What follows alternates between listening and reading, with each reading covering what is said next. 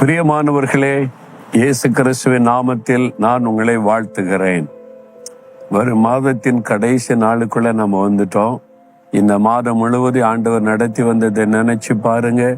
ஒவ்வொரு நாள் ஆண்டவர் பேசினார், ஆறுதல் படுத்தினார், தைரியப்படுத்தினார், பலப்படுத்தினார், ஆலோசனை கொடுத்தார், வழி நடத்துதலை தந்தார்.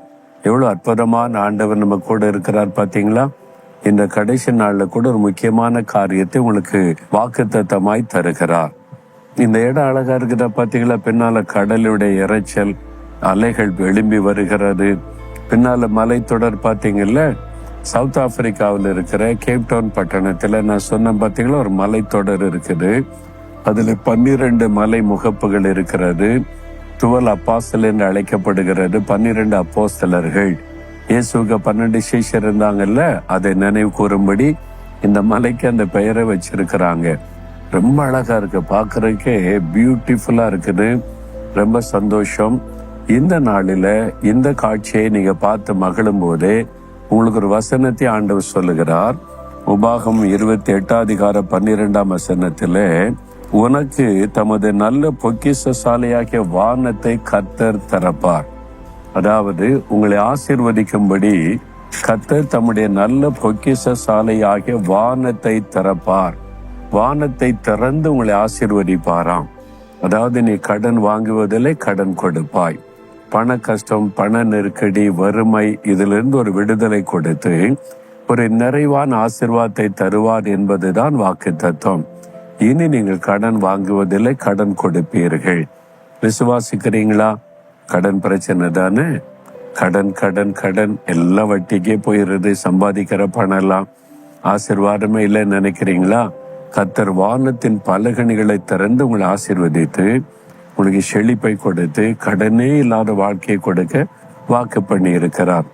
நீங்க விசுவாசித்து ஜெபித்தீங்கன்னா இந்த ஆசீர்வாதமான வாழ்க்கையை சுதந்திரித்து கொள்ள முடியும். இன்றைக்கு அதுக்கு தான் ஜெபிக்க போகிறோம். இனி நீங்கள் கடன் வாங்கக்கூடாது. கடன் இல்லாத ஒரு மகிழ்ச்சியான வாழ்க்கை நீங்க வாழணும்.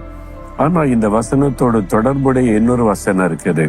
மல்கியா 3:10 வசனத்துல, நான் வானத்தின் பலகணிகளை திறந்து இடங்கொள்ளாமற் போக மட்டும் உங்களை ஆசீர்வதிப்பேன், என்ன சோதிச்ச பாருங்க என்றார். ஆண்டவர் சேலஞ்ச் பண்றாரு. என்ன சோதனை அது? தசம பாகத்தை என்னுடைய பண்டக சாலையில கொண்டு வாங்க.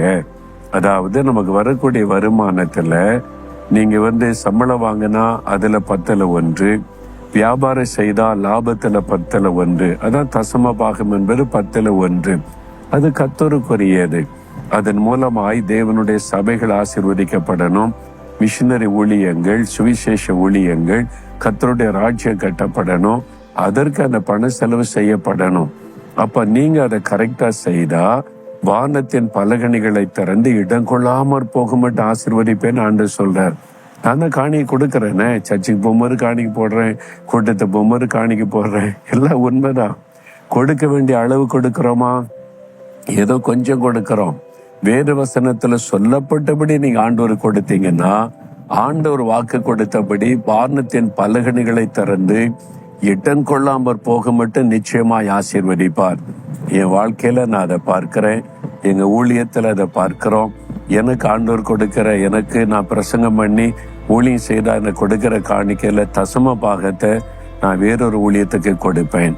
அதே மாதிரி ஒரு தசம பாகத்தை ஏழைகளுக்காக செலவு பண்ணுவேன். நான் 2 தசம பாகம் கொடுக்கிறேன்.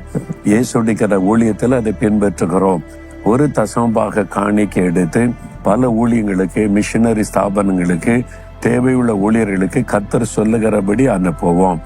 ஒரு தசம பாகத்தை ஏழைகள், விதவைகளுக்கு உதவி செய்ய பயன்படுத்துகிறோம். அதனாலதான் இவ்வளவு நன்மை செய்ய முடிகிறது. அதை பார்த்துதான் கர்த்தர் எங்களை அளவில்லாமல் ஆசீர்வதிக்கிறார். இதுதான் ரகசியம்.